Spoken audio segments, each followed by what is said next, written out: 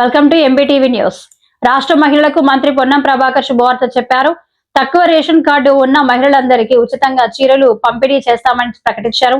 సిద్దిపేట జిల్లాలో ఇందిరా మహిళా శక్తి చీరల పంపిణీ కార్యక్రమంలో ఈ ప్రకటన చేశారు. 18 ఏళ్ల పైబడిన మహిళలందరికీ మహిళా సంఘాలు బుట్టలు పెట్టి చీర అందించాలని సూచించారు. కాగా ఇప్పటి వరకు మహిళా సంఘాల సభ్యులకి మాత్రమే ప్రభుత్వం చీరలు పంపిణీ చేసింది. అధికారులతో పార్టీ కార్యకర్తలతో చేయిస్తలేము.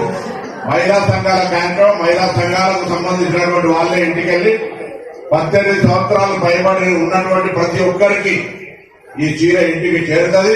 ఎవరైనా అంటే వైట్ రేషన్ కార్డుకు సంబంధించినటువంటి బీపీఎల్ కింద అందరికీ 100% ఇవ్వడం జరుగుతుందని మనం ఈ సందర్భంగా మనం చేస్తాం. ఇది మనం జనరల్ గా నేను ఇంతకుముందు గతంలో ఇచ్చిన దానికి సంబంధించి అంటే మాట్లాడదలుచుకోవాలి. ఈ రోజు మీరు కూడా సిరిసిల్ల పోయి చూసి ఎవరన్నా ఇక్కడ జిల్లా సమైక్య ఎవరన్నా చాలా మంది అన్ని జిల్లాలకి సిరిసిల్ల పోయి వాళ్ళ తయారీ సంబంధించి డిజైనప్పుడు చూసినారు. అందరు ఆమోదంతో ఆ రకంగా ఒక చీరను తయారు చేసి ఇవ్వడం జరుగుతూ ఉంది. నేను హైదరాబాద్ లో ఇచ్చినాడు ఆ రోజు కార్యక్రమంలో ఉన్నాం. తప్పకుండా నేను మీ అందరికీ ఒక యూనిటీగా అంటే ఇప్పుడు ఒక పాట పాడినట్లయితే ఐక్యతకు సంబంధించి ఒక స్ఫూర్తిదాయకమైన పాట. నేను ఎక్కడికి వెళ్ళినా పాట వినాలి, పాట పాడండి గట్టిగా నేను అడిగి నేను పాట వింటాను.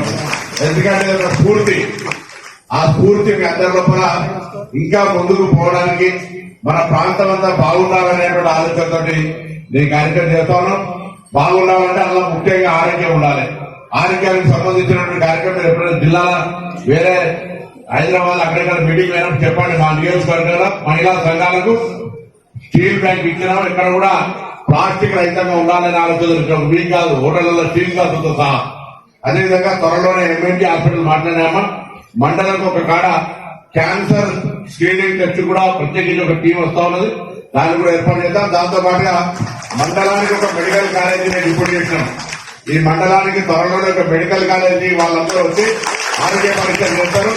దీని ముందు ఆరోగ్యానికి ప్రాధాన్యత, దాని తర్వాత ఆరోగ్యం ఉంటే పిల్లలందరినీ కొంచెం దయచేసి చదివించుకోండి. కొంచెం కూడా కష్టమైన తినకపోయినా మొన్న మధ్య సర్వే జరిగింది, మనందరూ ఇంటర్వ్యూ సర్వే జరిగింది కదా.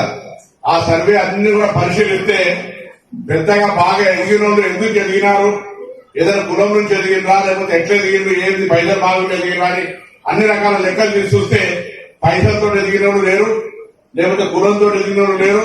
ఒక్కటే ఎదగడానికి కారణం ఏంది, అది విద్య, చదువుకున్నాడు చాలా ఎందుకు ఎదిగిండు. ఆ ఎందుకు ఎదగాలంటే చదువు కావాలి.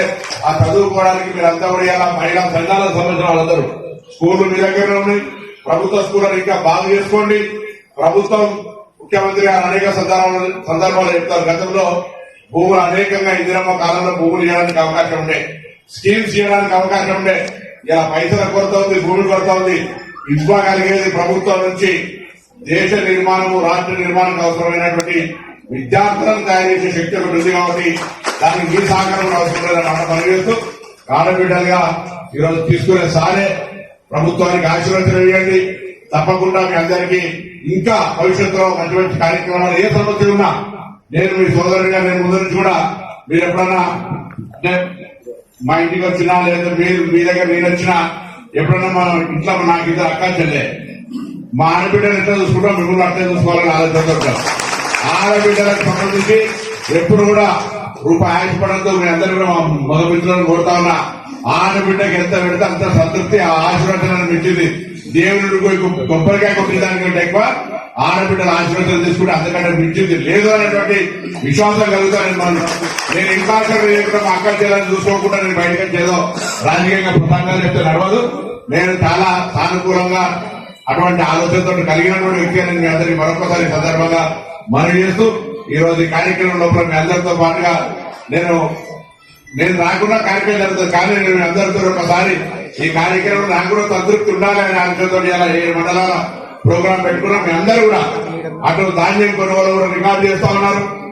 ప్రతి కార్యక్రమం అమ్మ పాఠశాలకు సంబంధించిన ఆదర్శ పాఠశాలలు పిల్లల్ని కూడా ప్రైవేటు బస్సు మీ మండలంలో రాకుండా ఉండేటట్టుగా ఎక్కడికక్కడ టీచర్లు ఇచ్చే బాధ్యత కలెక్టర్ గారి స్కూల్స్ ఎడ్యుకేషన్. నేను స్కూళ్ళలో టీచర్లు ఇస్తాం. ఏదైనా నిర్మాణం కావాలంటే నా దగ్గర ఇచ్చే కూడా ఇస్తాను. కానీ ఎడ్యుకేషన్ సంబంధించి చేద్దాం. త్వరలోనే డ్రింకింగ్ వాటర్ కూడా అన్ని దగ్గర అన్ని ఊళ్ళలో వాటర్ ప్లాంట్ పెట్టేది ఒకటి మిగిలింది. తప్పకుండా వాటర్ ప్లాంట్ కూడా వెళ్దాం. అన్నిటికంటే ఇంకా ఈ ప్రాంత రైతాంగానికి ఉపయోగపడేటువంటి గౌరవలకు సంబంధించినటువంటి ఒక్కొక్క మెట్టు ఒక్కొక్క సమస్య అధిగమించి తొందరగానే దాని ప్రక్రియ కూడా ముందుకు జరుగుతోంది. నేను మీ ద్వారా